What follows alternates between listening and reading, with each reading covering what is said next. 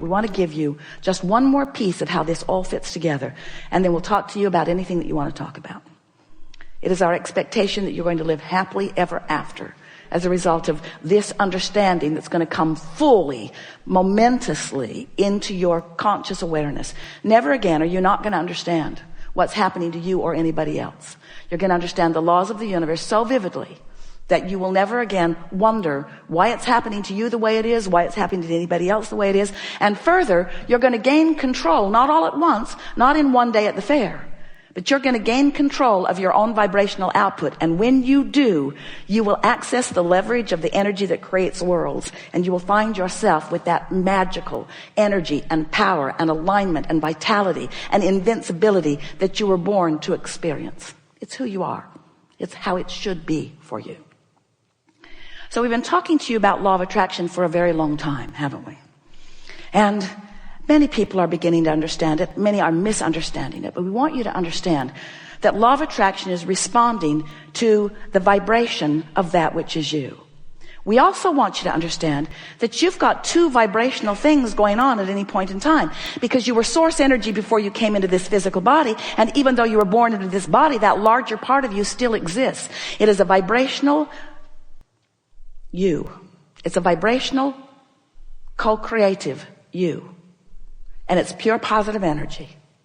So here you are in your physical body, sifting and sorting, knowing what you don't want, knowing what you do want, all day, every day, have been for a very long time, launching preferences, clear preferences of what you prefer. And each one of these vibrational launchings is received by the larger part of you. In other words, vibrationally speaking, the source within you is evolving and expanding as a result of the life that you're living here in this physical body. When you see someone hungry, you want more food for your planet. When someone is rude to you, you want nicer people in your life and in the lives of others. In other words, you are constantly expanding and improving through the life that you are living. And the source within you is taking that expansion immediately. So we've been then explaining to you that without even knowing it, you've been creating this vibrational reality. It's the vibrational version that precedes the manifested version. And we explained to you that the source within you is collecting and becoming all that you are asking for. And then you say, well, if that's true, then why is my life not improving? And we say, for one very easy to understand reason. You're launching the rockets by knowing what you don't want, but then you're not practicing the vibration of what you do want often. Instead, you're beating the drum of justification of why you want the improvement. And that's that efforting factor that we're talking about that is not serving you. You're trying so hard to get what you want by pointing out that this isn't fair and this is unjust, and Kate shouldn't have won that, and they don't want me to win. In other words, as you feel the unfairness and then you stand in the justification, because there's a part of you that knows, you innately understand that you are supposed to be winning. You are supposed to be feeling good. And when you're not, you understand that there's something wrong, and then you go about trying to explain why it's wrong and how long it's been wrong and what's really wrong about it and how others agree with you that it is wrong. So you continue to practice the vibration, a frequency that disallows what you want. So in order to help you bridge that gap between who you've become and who you're allowing yourself to be, we are offering a series of analogies. We wanted you first to understand that there is a vibrational version of you that you have access to, but you have to practice yourself into alignment with it. And on some subjects, that's easy for you to do because you've been practicing it, and on other subjects, it's more difficult for you to do. So then we began explaining to you, yes, there is the non-physical version of you, which you are contributing to constantly. This is just not the non-physical part of you that was before you were born that now you're trying to catch up with. This is the non-physical part of you that has been expanding and evolving as a result of the life that you're living here in this physical body. So this vibrational version, this vortex version of you exists. It is a reality that you have access to, but you've got to find the frequency. Just like you've got to broadcast and receive with your transmitting mechanisms. You can't set your radio dial on 101 AM and receive what's being broadcast on 97 FM. You have to be on the frequency that the broadcast is coming from. So this vortex version of you is broadcasting this prosperous, vibration of well-being, of alignment, of co-creation, of rendezvousing with all good things. The question is, are you on that frequency? And the answer is, if you feel good, yes. If you feel bad, no. Positive emotion means you're on the frequency or moving in on it, and negative emotion means that you're not.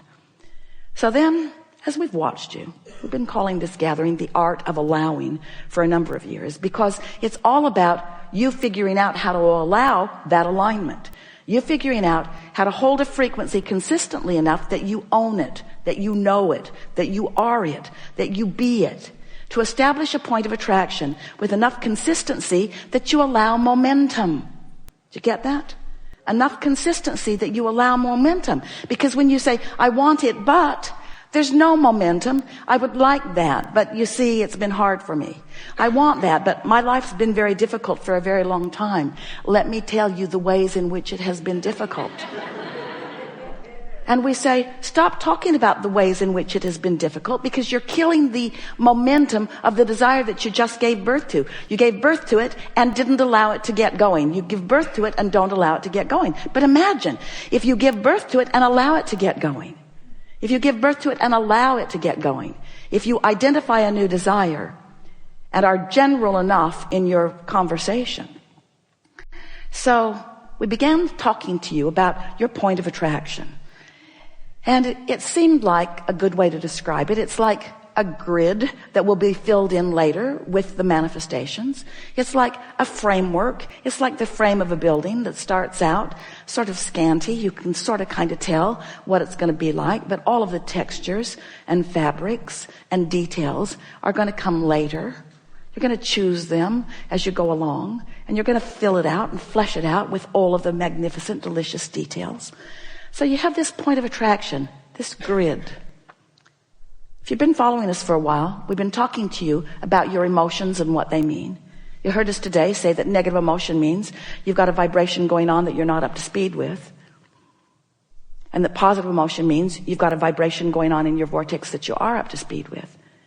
So today we want you to contemplate that these emotions, which go all the way from appreciation and love and ecstasy, passion, fulfillment, love, that feeling of invincibility, that feeling of eagerness for life, you know how that feels, all the way down to despair, to a feeling of fear, to a feeling of disempowerment, to a feeling that they don't want me to win, that feeling of having no control of your life. And of course, there's every imaginable emotional word or feeling in between all of that. So now we want you to realize that you are a vibrational being and that you've got a momentum going. So we'd like you to envision this spinning disc, this pure, positive energy disc, this high-flying, good-feeling point of attraction that somehow, some way, you've managed to get on. And we want to say to you, it's pretty easy first thing in the day before something happens, before you read your email, or before you see another person who is irritating, or before you start remembering what went wrong yesterday. In other words, you can get on that high-flying disc pretty easily because you wake up there. And if you don't do that thing you usually do that causes you to choose a lower disc, then there you fly for a little while. And we want you to just speculate the kinds of magnificent things that you have incrementally put into your vortex of creation that will now flow seamlessly, effortlessly, quickly, through the path of least resistance into your spinning grid, into that high-flying, good-feeling grid. Esther's been having a lot of fun with this visual because she's discovered that if she cares about getting on it, she most always does. And if she cares about staying on it, then she's mindful of the 17-second scenarios that might take her from it. And she's also become really good at what we were offering to you earlier about if she's falling and the momentum is strong, don't beat up on Esther about it. Don't beat up on yourself. Just take the fall and set forth the intention that tomorrow you're going to get back on it. So if every morning you decide you're going to get on it, first couple of days you probably won't make it to breakfast before something takes you from it.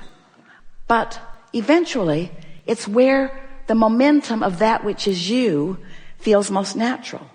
It's just pretty easy to stay there, especially when you realize that by staying general, you don't challenge it, you don't risk anything.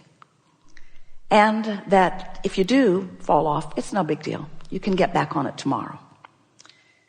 So last week, Esther announced to us, Abraham, I refuse to accept that I have to wait till tomorrow morning to get back on the disc. Because I like being on it so much. And I'm clearly not on it right now. For all of the obvious reasons, because you saw what happened. It was wrong what they said, what they did, how it turned out. Wrong. But I refuse to accept that I have to wait clear until tomorrow morning to get back on it. I'm going to meditate and clear my mind. Worked really good. I'm going to find some way of distracting myself. I'm going to find a way of slowing the momentum of unwanted things while I speed the momentum of wanted things. And this is the last piece of this opening that we want you to hear from us. Make no effort at slowing negative momentum because it just speeds it. Because this is a universe of inclusion. There's no exclusion. It's all about attraction. So when you're not going to think about that thing that you're thinking about, then you're thinking about that thing you're not going to think about. And as you're thinking about that thing you're not going to think about, you're thinking about that thing you're not going to think about. And the momentum is getting stronger and stronger and stronger. And you're feeling worse and worse and worse and getting all animated about the injustice of what you're feeling. They just don't want me to win, you exclaim. And we want you to understand that it's all about what you're doing. And when it doesn't feel good, just lay as low as you can lay, as fast as you can do it. So rather than trying to stop negative momentum, your work, this is your assignment for the rest of your life. We never give homework, but today we're going to. Find ways to get positive momentum going. That's it. That's your work. Get on the disc. Stay there as long as you can. If you fall off, no big deal. Get back on as quickly as you can. If you fall off, no big deal. Get back on. Until what will begin to happen is you'll have enough positive momentum that you'll begin feeling what the true power of influence is that we've been talking about. If you're having a no good, very bad day, Esther will say, clearly, I'm on the ornery disc. And I can tell I'm on there because there's ornery people all around me. Or I'm on the defensive disc. And your tendency, Esther's too, is to want to blame the other ornery people.